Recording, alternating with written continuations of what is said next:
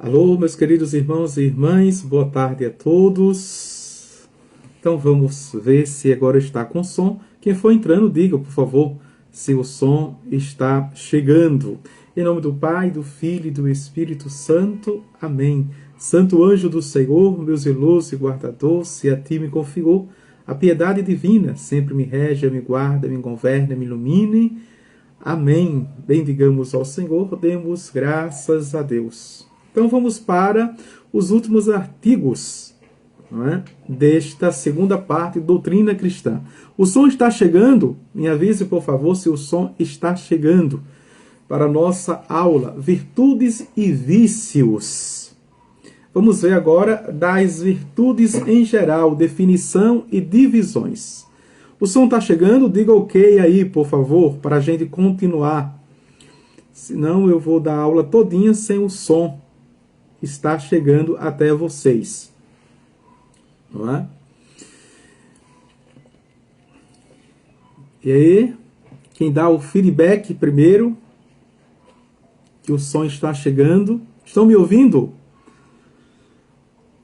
Consegue me ouvir? Coloca aí nos comentários.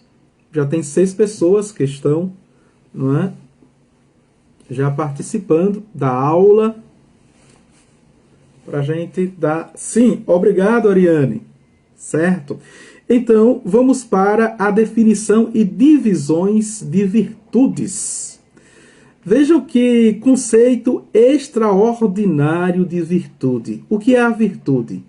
É a disposição constante da alma para fazer o bem. Uma pessoa virtuosa, uma pessoa que está crescendo, que cresceu em virtudes, tem mais virtudes do que vícios. Veja, a alma desta pessoa está inclinada constantemente e tem disposição, no sentido de vigor físico, no sentido de coragem para fazer o bem, independentemente dos males que fizeram e que fazem com você. Atenção, virtude vem de virtus, vem de fortaleza, vem de uma pessoa forte, vigorosa e não fraca. Fraco são os que, vejam, se deixam abater e agem pelas mesmas fraquezas que os outros agiram com você. Quem é fraco é violento. Quem é fraco sente a necessidade sempre de se defender. Quem é fraco age sempre pela fraqueza, maldade dos outros.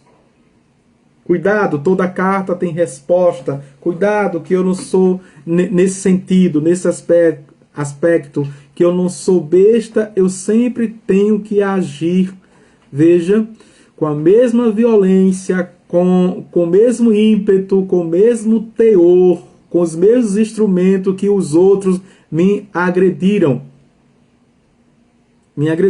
Jesus diz no Evangelho, se você faz apenas o que os outros fazem com você, o que de extraordinário você está fazendo? Atenção, não é?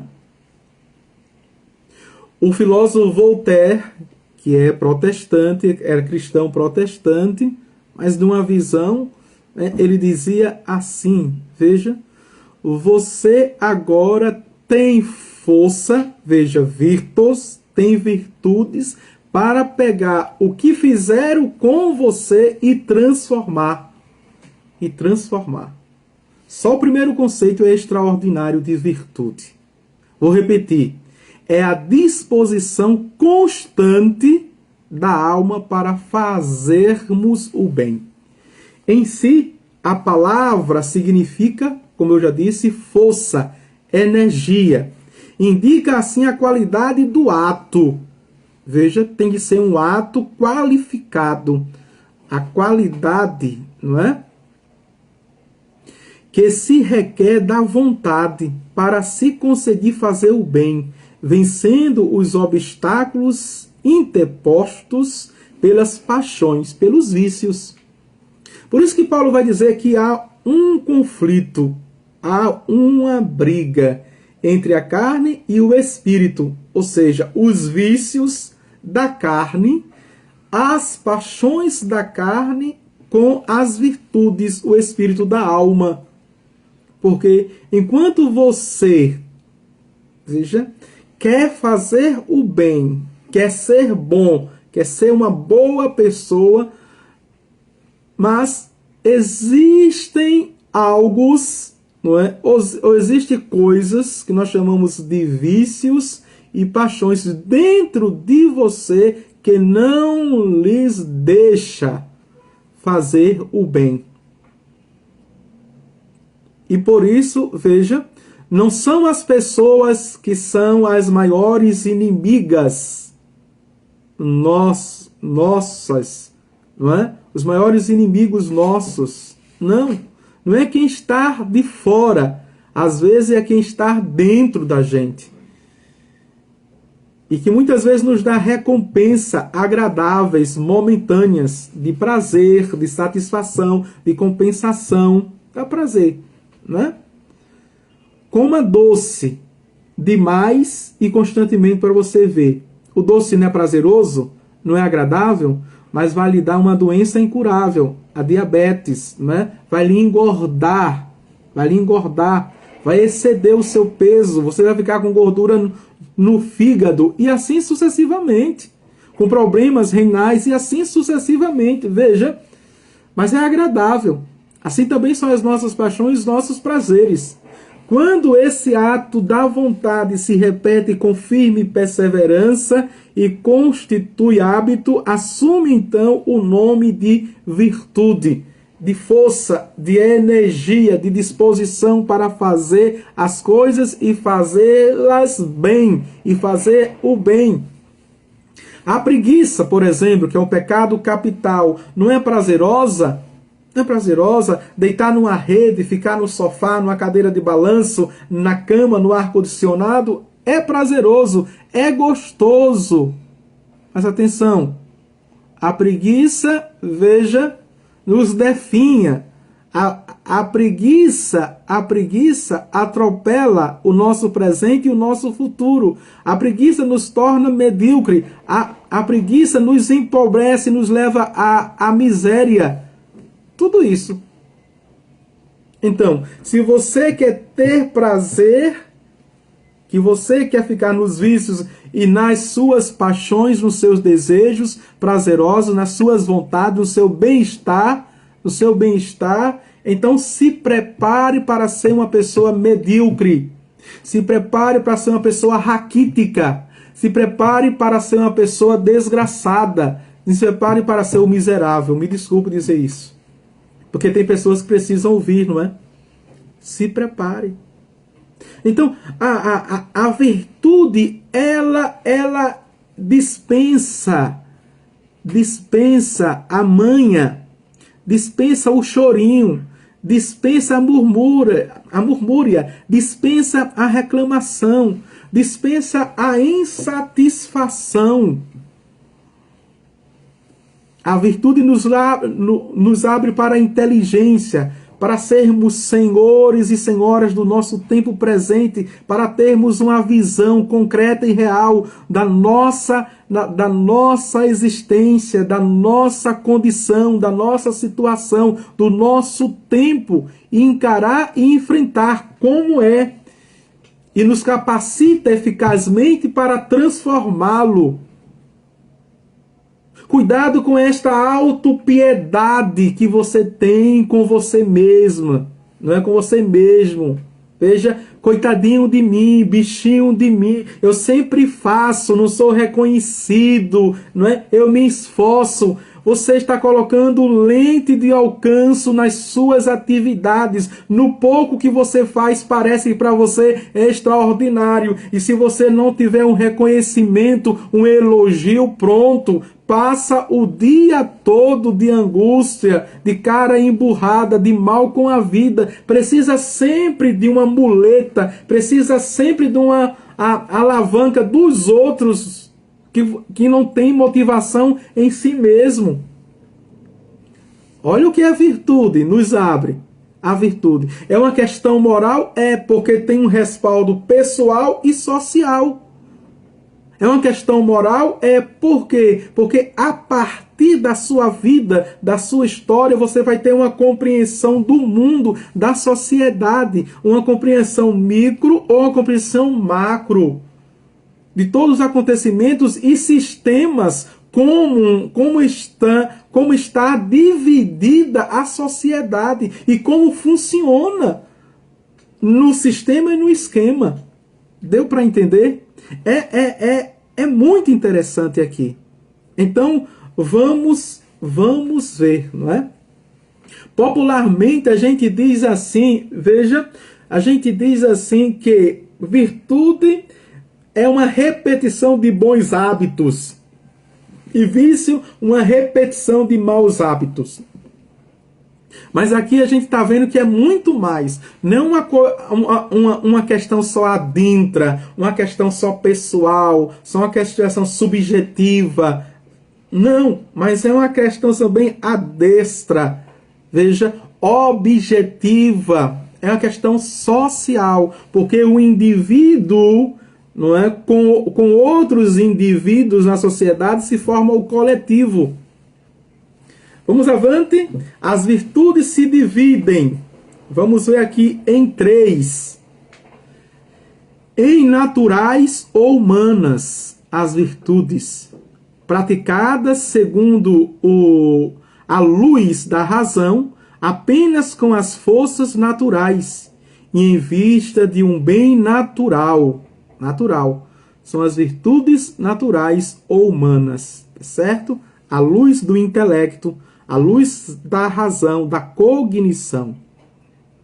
Sobrenaturais ou cristãs, praticadas com auxílio da graça, por motivo de fé e por causa de um bem sobrenatural. Porém, requer também as virtudes naturais. O doutor Angélico, ele vai dizer, São Tomás de Aquino, a graça supõe a natureza, que aqui no Cronos, na imanência, a plataforma é a base, não é? A graça vem o sobrenatural e a aprimora, ou seja, transforma, melhora. Vamos avante. Segundo, não é? Em adquiridas, quando conseguidas por nós com a repetição de atos bons, de bons atos. Elas também podem ser as virtudes infusas, quando postas em nós por Deus, ao infundir-nos a graça na alma. Na alma. E aí a gente vê tantos dons carismáticos, né, sobrenaturais. Por exemplo, olhemos para São Padre Pio, e a gente vai entender o que é virtude infusa. Olhemos para Santa Gema Galgani, vamos entender o que são virtudes infusas. Olhemos para Teresa de Ávila, vamos entender o que é virtudes infusas. Olhemos também para a fortaleza de fé de Madre Teresa de Calcutá, vamos entender o que são virtudes infusas. Terceiro, em teologais ou divinas, tá certo? As teologais, que vamos ver, que tem a Deus por objeto e motivo imediato. Morais, que regulam o nosso procedimento em relação a nós e ao próximo, e se refere a Deus indiretamente, que são adquiridas pela educação, não é? Pela criação, o berço familiar, que são adquiridas também pela relação escolar de aprendizagem, que são adquiridas pela ética, pela moral social, pelas leis e diretrizes. As teologais são sempre sobrenaturais e infusas. As teologais, a fé, a esperança e a caridade, são sempre Veja, sobrenaturais e infusas. As morais podem ser naturais e adquiridas, ou também infusas e sobrenaturais. Vamos ver aqui, tá certo? Vamos para agora o ponto, as virtudes próprias do cristão. Quais são as virtudes próprias do cristão? E se você não as tem ainda, não é? E tem pouquinho em quantidade, não é? Em porção, eu quero lhe dizer, se você não sabe, que podemos crescer nestas virtudes. Que não tem novidade, não é? São tão antigas e sempre novas, que são as virtudes da fé, da esperança e da caridade. Tem estas a Deus por objeto imediato. Crer em Deus, esperar em Deus, amar a Deus. Tem, além disso, a Deus, porque é veraz. Espera-se em Deus, porque é misericordioso. Ama-se a Deus, porque é bom. Veja, vamos ver aqui, viu? Não é? Primeiro, crê em Deus. Espera em Deus. Ama a Deus. E aqui é interessante. Por que eu creio em Deus? Porque Ele é a verdade. Porque eu espero em Deus? Porque Ele é a misericórdia. Porque eu amo a Deus? Porque Ele é bom. Certo? O binômio aqui. Certo? Eu creio em Deus porque Ele é a verdade.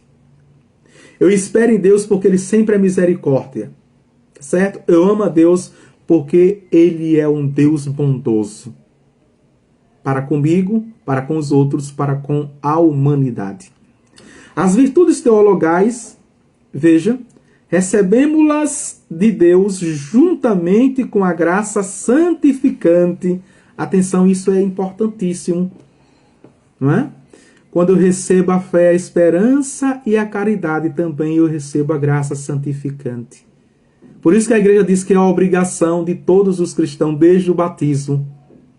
São infusas em nós pelo santo batismo, ou pela penitência, seja pela confissão. Olha aqui um dos motivos para nos confessarmos regularmente. Queres crescer na fé, na esperança e na caridade, no amor e ter infusamente a graça santificante? Confessa-te. Ou pelo ato perfeito de caridade, não é? Evangelho de Mateus, capítulo 25. Eu estava nu e me vestiste, eu estava preso e me visitaste, eu era estrangeiro, me acolheste, estava com fome, me deste de comer, eu estava com sede e me deste de beber. A caridade mais autêntica, que é pessoal e social, e aumentam com a graça ao recebermos o sacramento dos vivos. Devemos, porém, exercitá-las repetindo-lhe os atos com o auxílio da graça de Deus. Das três virtudes teologais, a mais excelente qual é? O apóstolo Paulo dá a resposta no 1 Coríntios capítulo 13, versículo 13. É o amor, o ágape, caritas, as duas dimensões, o amor de Deus e aos homens. Ágape e a solidariedade. Primeiro, porque é inseparável da graça santificante, enquanto a fé e a esperança se encontram também num pecador. Segundo, porque nos une inteiramente a Deus e ao próximo. Terceiro, porque nos move a observar a lei e a fazer o bem. Quarto, porque não cessa, como sucede na fé com a visão e na esperança com a posse. Extraordinário. Veja, estudar a moral a partir das virtudes. Não é? A igreja nos propõe isso, para não sermos moralistas, para não sermos ditadores e manipuladores, ou me desculpe dizer, hipócritas e farisaicos. Para estes, Jesus não poupou palavras, não é? Chamando-os de sepulcro caiados, chamando de raposas, chamando de raça de víboras. Por quê? Porque agiam em proforma. Ensinava, exigia do povo, mas não tinha disposição, força nem energia para praticar as virtudes, como vimos no conceito. Vamos avante, não é?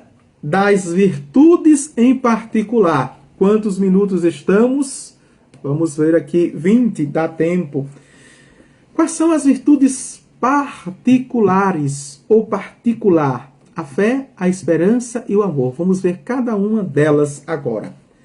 A fé, a definição de fé. A fé é a virtude sobrenatural por meio da qual cremos na autoridade infalível de Deus, o que Ele revelou e nos propõe crer por intermédio da Igreja. Olha que conceito fantástico, extraordinário da fé. Nós só ficamos com aquele conceito, não é, do apóstolo Paulo em Hebreus, a carta de Hebreus, capítulo 11, versículo 1. A fé já é a posse daquilo que se espera, daquilo que se pede. Nós ficamos aí e ficamos capenga. Por quê? Porque, veja, nós ficamos numa relação entre trocas, né, entre compra e venda. Mas a fé é a virtude sobrenatural por meio da qual cremos na autoridade infalível de Deus, o que Ele revelou na história e nos propõe por intermédio da Igreja. Que maravilha, né? Vamos avante. A fé, pois, é virtude sobrenatural, infusa por Deus em nossa alma, através do batismo. Ninguém nasce com fé. Atenção! Não é infusa já enquanto embrião, enquanto feto, não. Tá certo? É pelo batismo. Veja atenção aqui. Eu não quero nem entrar. Eu vou falar nisso na terceira parte do batismo. O malefício de algumas denominações cristãs estão fazendo quando não batiza as crianças e deixa para a idade adulta. Atenção aqui, católico. Não é?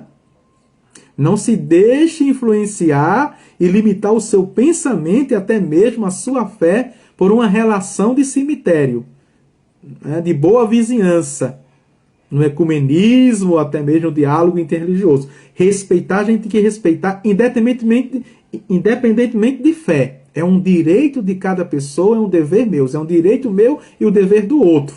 Certo?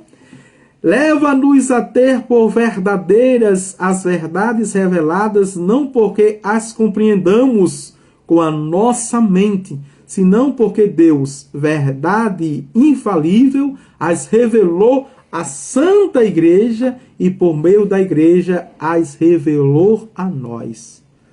Atenção aqui, católico cristão. Cuidado com estas revelações particulares, privadas, né? Que cada pessoa boa, bem intencionada, pessoa de fé, pessoa piedosa, pessoa que reza, pessoa que, veja, né, humanamente, na moral e na ética, é digna. Está rezando o seu santo terço, como reza diário, e tem uma revelação. Está diante do sacrário e tem uma revelação.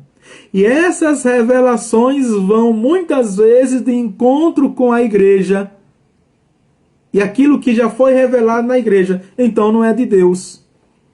Então não é de Deus. Quando é de Deus? Quando Deus já tem revelado na igreja, na história.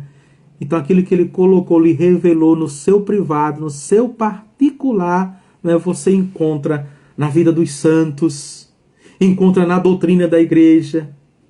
Veja, na teologia da igreja você encontra, você vê na história da igreja. Aí sim, nos documentos papais, veja, nas encíclicas, aí você vê, condiz o Senhor da história que se revela na história. Tá certo? E que, em última análise, é aprovado, reconhecido por essa igreja. Tudo que liga aqui, desliga no céu. Tudo que desliga aqui, desliga nos céus. Veja só. Vamos avante. Necessidade da fé. A fé é necessária, veja, de necessidade de meio para a nossa salvação. Não é?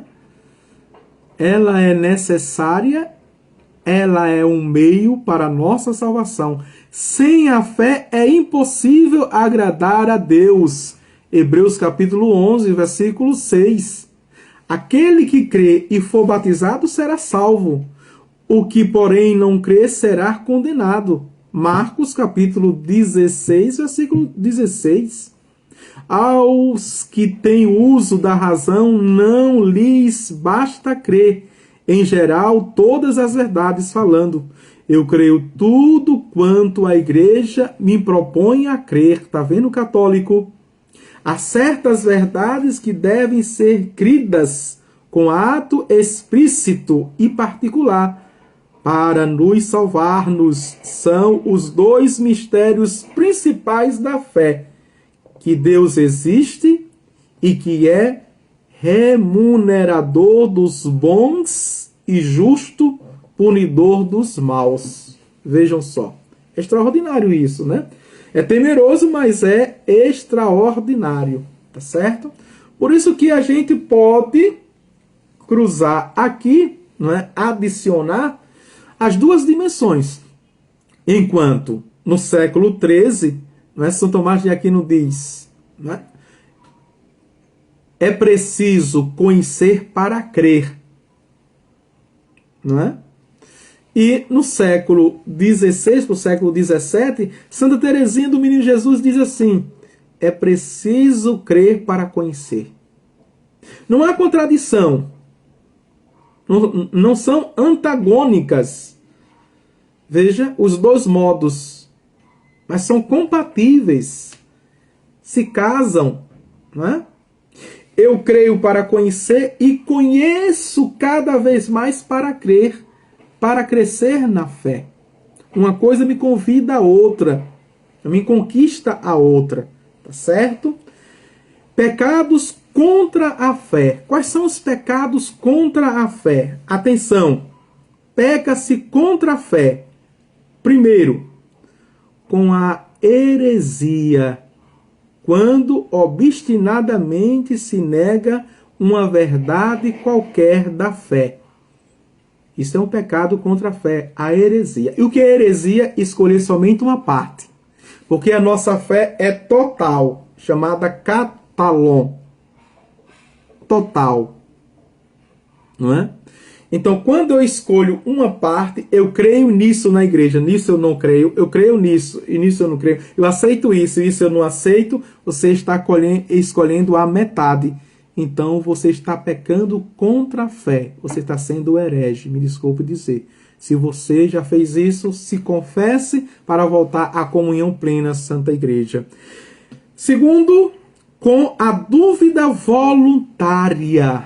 A dúvida voluntária. Não é? Bem-aventurados que não viram e creram. E aqui também, parafraseando, bem-aventurados que não entenderam, mas creram. Eu não posso crer apenas naquilo que eu entendo. A gente já viu. A questão do conhecer, do entender para crer, do crer para entender. Não é? Não posso. Então, a dúvida voluntária ao respeito daquilo que é a igreja, o magistério, a tradição e as sagradas escrituras. Palavra de Deus para nós. Terceiro, vamos ver aqui, não é?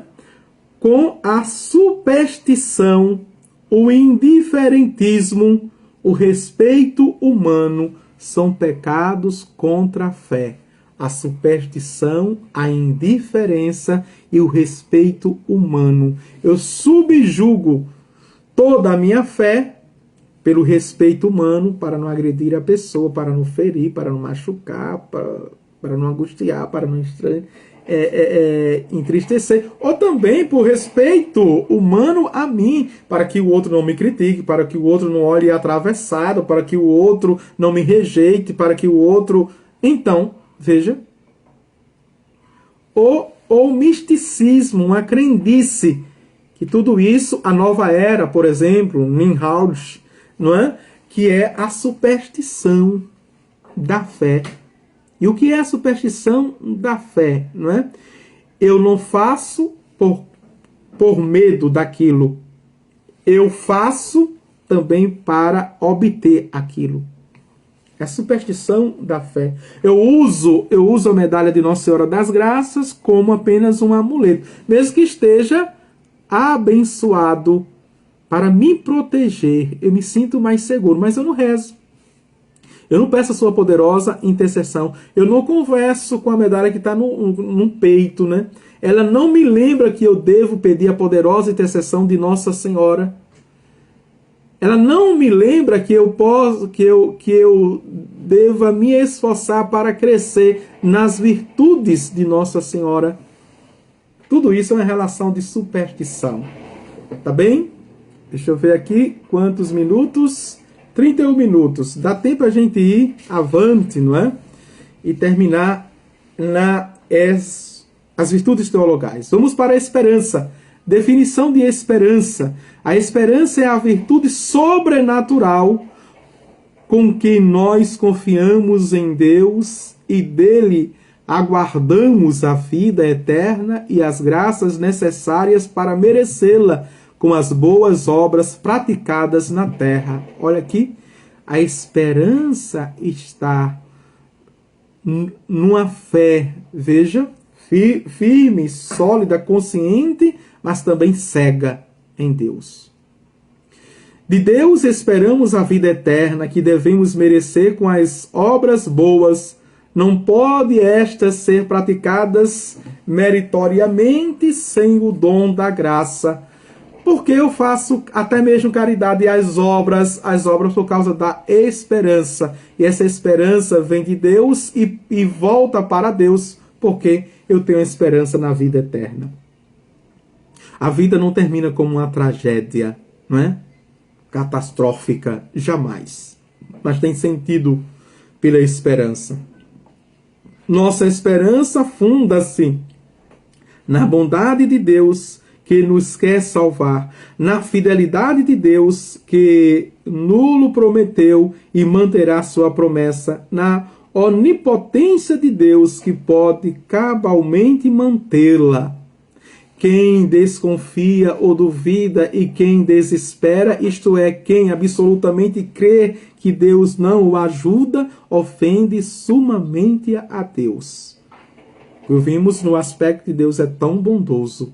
Nossa esperança deve ser viva, ativa e prudente, sem pretender tudo por parte de Deus, mas fazer o que podemos, recordando que Deus não nos manda coisas impossíveis e ao dar-nos ordens nos adverte fazer o que podemos, pedir-lhe o que não podemos e por cima nos auxilia para que o possamos fazer. Veja, nessa expressão, o meu Deus é o Deus do impossível, está aqui.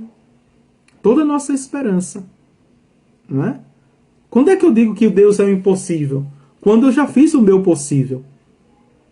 Veja. Quando eu acredito, não é, que o meu Deus é impossível. Quando eu já fiz a minha parte. Eu não digo que o Deus é impossível, que vai vencer até a minha preguiça. Deus não se presta para isso, não é? É um Deus impossível porque acordei sem ânimo, acordei angustiada, acordei triste. Eu acredito num Deus impossível que vai me animar. Pelo amor de Deus, né? Deus não é um coach bobão. Deus não é um palhaço para me fazer sorrir quando eu estou triste, não é? Deus não é um psicólogo de autoajuda. Cuidado para a gente não reduzir Deus ao nosso tamanho, à nossa pequenez, não é? As nossas coisinhas miúdas, pueris. Tem gente com uma fé tão pouquinha que olha para Deus assim, do tamanho da sua fé. É o Deus que é, veja, Quando os homens aqui dizem que não pode, Deus diz que pode. Quando a ciência, diante de um câncer já generalizado, veja, metástase, não é? Em todo o corpo, em todos os órgãos, em todos os ossos, a medicina diz que não tem mais jeito. Meu Deus é o Deus do impossível. Ele pode tocar e curar, planificar, restituir todas as coisas. Entendeu? E se não fizer isso, continua sendo Deus. Continua sendo Deus do impossível. Por quê? Porque nossa esperança é na vida eterna. Não é só Deus do impossível se me curar. Não é só Deus do impossível se me libertar. Não é só Deus do impossível se me dar o que eu quero, se me agradar. Não é só o Deus do impossível se me projetar para o futuro, apenas para essa terra. Não. É o Deus do impossível porque Ele tem poder. É o meu Senhor. Vamos avante? Nossa esperança deve ser viva, como vimos. Vamos ver aqui os pecados contra a esperança. Peca-se contra a esperança, primeiro, com a presunção. Isto é, com a temerária confiança de obter a vida eterna sem as boas obras. Veja. Então, até mesmo só a fidei, só a fé. Não precisa as obras, não precisa. Né? Eu tenho fé em Deus, eu cruzo os braços, eu espero aqui dentro de casa, eu me preocupo com os meus sonhos, os meus projetos, o meu futuro, eu espero em Deus. Mas venha a mim somente o vosso reino. Veja. Continuo sendo individualista, egoísta, só pensando em mim, no máximo nos meus, sem as obras. Isso é presunção. O contrário, segundo, com o desespero, isto é, desconfiando de obter o céu, porque se julga não conseguir o perdão dos pecados e está por Deus abandonado. Né? Tem gente que pensa que seu pecado é tão grande, o seu pecado é tão feio, o seu pecado é tão miserável, o que ela fez foi um absurdo que nem Deus pode perdoá-la. Isso é o contrário. Veja, da presunção. Que eu vou ser salvo sem fazer nenhum esforço. E o desespero, eu fazendo todo esforço, mas Deus não olha para mim. E cuidado, viu? Isso comumente, das pouquinhas coisas, das besteirinhas da nossa vida, a gente diz lá, mas Deus não escuta a minha oração, mas Deus não me ama, mas Deus não olha para mim, Deus me abandonou, Deus não me... Pelo amor de Deus, né? Pelo amor de Deus. Tá certo? Vamos para a caridade agora, para terminar a aula. Definição de caridade. A caridade é a virtude sobrenatural com que amamos a Deus em si, sobre todas as coisas e ao próximo como a nós mesmos, por amor de Deus. Viu? A adição. O que é a caridade? É amarmos a Deus sobre todas as coisas, é amarmos o próximo como a nós mesmos, mas por amor de Deus. Certo? Por amor de Deus. Amar ao próximo como a si mesmo, aí tem um acréscimo aqui. Por amor a Deus. É o amor de Deus que planifica todos os nossos amores, todos os nossos relacionamentos. Devemos amar a nós mesmos por amor de Deus. Devemos amar a Deus em si mesmo sobre todas as coisas como sumo bem, como a suma bondade, fonte de todo o nosso bem. É a caridade perfeita, amá-lo pelos benefícios que reparte, a caridade imperfeita. Deu para entender o que é caridade perfeita? Amar a Deus em si mesmo. A caridade imperfeita, amar a Deus por aquilo que Ele pode me dar. E muito de nós, venhamos e convenhamos, sejamos honestos, não é? Nós amamos a Deus com a caridade imperfeita, infelizmente. Porque na nossa prática, nós amamos a Deus por aquilo que Ele pode nos dar. Como o Senhor pode julgar, Padre, dizer isso sobre mim? você que está participando da aula, né? Olhe, escute o conteúdo das suas orações, das suas preces. Elas são indicativas e elas, veja, nos denunciam. Olhe, escute aquilo que você pede o tempo todo a Deus para ver se a sua caridade é perfeita ou imperfeita. O amor que devemos ao próximo deve ser sobrenatural, isto é, por amor de Deus e não por motivos naturais, pelo que importa ser universal, amando a todos os homens, até os nossos inimigos, como nulo ensinou Jesus Cristo com suas palavras e exemplos.